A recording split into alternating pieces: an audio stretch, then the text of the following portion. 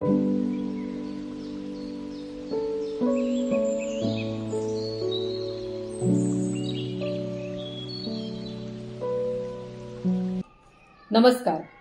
मी सुप्रिया तुम्हा सर्वांचं स्वागत करते आहे या यूट्यूब चॅनलमध्ये स्वयंभू विजयी भव या चॅनलच्या मार्फत आपल्याला सर्वांपर्यंत सकारात्मकता, माइंडफुल लिव्हिंग आणि मेडिटेशन पोचवायचं आहे। आजच्या या व्हिडिओमध्ये एक पुस्तक आहे की the power of your subconscious mind, आपल्या अचेतन मनाची शक्ती। लेखक आहेत डॉक्टर जोसेफ मर्फी। हे पुस्तक तुम्ही सर्वांनी वाचलं असेलच किंवा वाचलं नसेल तर तुम्ही हे जरूर वाचू शकता। तर या पुस्तकातील एक खूप छान भाग आज आपण या व्हिडिओसाठी निवडलेला आहे आणि तो भाग असा आहे की तुमचे अचेतन मन आणि सुसंवादी मानवी संबंध हे कसं प्रस्थापित करायचं हे या पुस्तकामध्ये, या चॅप्टरमध्ये दिलेलं आहे। त्याचा सारांश आपण बघूयात आणि त्याचा आपल्या जीवनामध्ये आपल्याला आपले नातेसंबंध सुरळीत करण्यासाठी, सुखी करण्यासाठी, आनंदी करण्यासाठी कसा वापर करता येईल ते आपण बघूयात। तर या पुस्तकाच्या आत्तापर्यंतच्या अभ्यासाने तुम्हाला एक महत्त्वपूर्ण संकल्पना समजली असेल की तुमचे अचेतन मन हे एक रेकॉर्डिंग यंत्रासारखे असते आणि तुम्ही त्याच्यावरती जे रेकॉर्ड करता तेच ते सतत तुम्हाला ऐकवत राहते आणि त्यानुसारच व्यक्ती आणि परिस्थिती तुमच्या आयुष्यात ते घेऊन येत असतं। तर यासाठी आपलं अचेतन मनाचा वापर करून सुसंवादी मानवी संबंध प्रस्थापित करण्यासाठीचा एक गोल्डन रूल इथे आपल्याला सांगितला गेला आहे। तो म्हणजे की इतरांनी तुमच्यासाठी ज्या गोष्टी कराव्यात असं तुम्हाला वाटतं त्या तुम्ही सुद्धा त्यांच्यासाठी करा। हा एक अगदी सोपा मूलमंत्र किंवा गोल्डन रूल आपल्याला सांगितलेला आहे। त्यानंतर पुढे त्यांनी काही आणखीन महत्त्वाचे संदेश आपल्यासाठी दिलेले आहेत। ते म्हणजे तुमच्याबद्दल लोकांनी जसा विचार करावा असं तुम्हाला वाटतं तसेच विचार तुम्ही त्यांच्याबाबत करा। तुमच्याबाबत लोकांना जे वाटावे असे तुम्हाला वाटते अगदी तसेच तुम्हालाही त्यांच्याबद्दल वाटू द्या। लोकांनी तुमच्याशी जसे वागावे असे तुम्हाला वाटते तसेच तुम्ही त्यांच्याशी वागायला सुरुवात करा। उदाहरणार्थ, तुमच्या ऑफिसमधील एखाद्या व्यक्तीसमोर तुम्ही खूप नम्रतेने आणि शालीनतेने वागत आहात, पण त्या व्यक्तीची पाठ फिरली की मात्र तुम्ही मनात तिची टीका करता, त्या व्यक्तीवरती चिडता, त्या व्यक्तीवरती गॉसिप करता। नकारात्मक विचार हे तुमच्यासाठी अतिशय विघातक असतात, विध्वंसक असतात। तर असं वागणं म्हणजे विष प्राशन करण्यासारखं आहे की आपण एखाद्या व्यक्तीच्या तोंडावर गोड बोलतोय पण त्या व्यक्तीची पाठ फिरल्यावरती मात्र त्या व्यक्तीची निंदा करतो आहोत। हे वागणं म्हणजे इथं आपल्याला डॉक्टर जोसेफ मर्फी सांगतायत की अगदी विषवत हे वागणं आहे आपलं। आणि याचा परिणाम काय होतो तर याच्यामधून जी नकारात्मक ऊर्जा आपल्या शरीरामध्ये निर्माण होते त्यामुळे तुमची ऊर्जा, तुमचं बळ, तुमचा उत्साह, ताकद आणि तुम्हाला मिळणारं मार्गदर्शन, तुम्हाला मिळणारं भाग्य, सद्भाव हे सगळं ती ऊर्जा आपल्यापासून हिरावून घेते, शोषून घेते आपल्यातून सगळी आपली पॉझिटिव्हिटी। असे नकारात्मक विचार आणि भावना तुमच्या अचेतन मनामध्ये उतरून तुमच्या जीवनामध्ये सगळ्या प्रकारच्या अडचणी आणि आजार निर्माण करतात आणि मग मात्र आपण याचं खापर आपल्या नशिबावरती फोडून मोकळं होतो।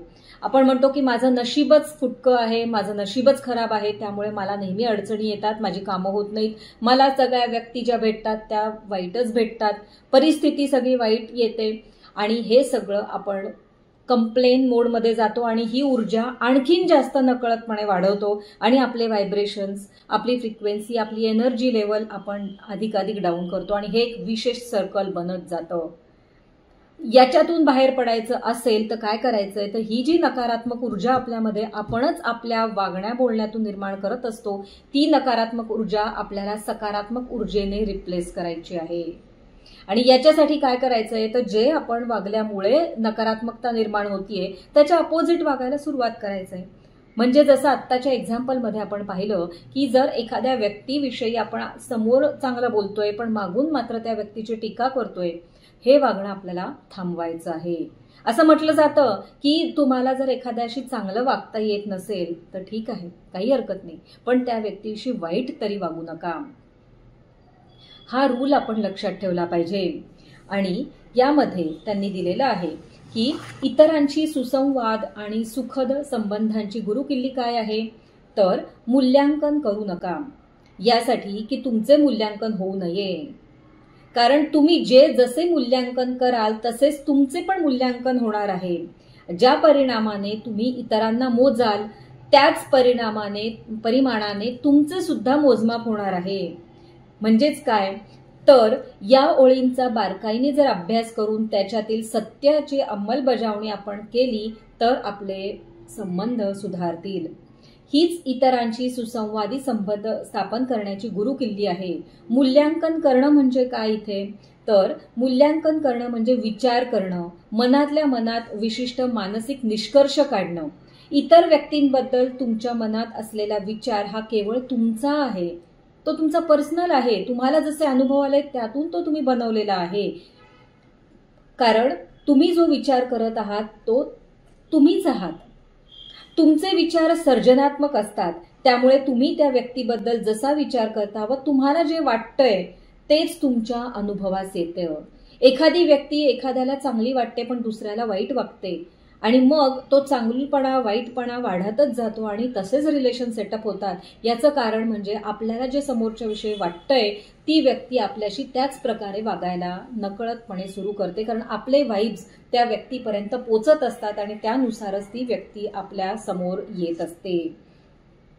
म्हणून असं म्हटलं गेलेलं आहे की तुम्ही जसे मूल्यांकन कराल तसेच तुमचे मूल्यांकन केले जाईल. याचा अर्थ असा की तुम्ही इतरांसाठी जे मानदंड आणि मोजमाप लागू करतात तेच मापदंड आणि मोजमाप तुम्ही तुमच्या अचेतन मनामध्ये पण निर्माण करत असता आणि जे नंतर तुम्हालाच लागू पडतात. एकदा का तुम्हाला हा नियम कळला व तुमचे अचेतन मन कसे कार्य करते हे समजले की मग तुम्ही इतरांबरोबर योग्य विचार करण्याची, चांगल्या भावना बाळगण्याची व योग्य रीतीने वागण्याची काळजी जरूर घ्याल.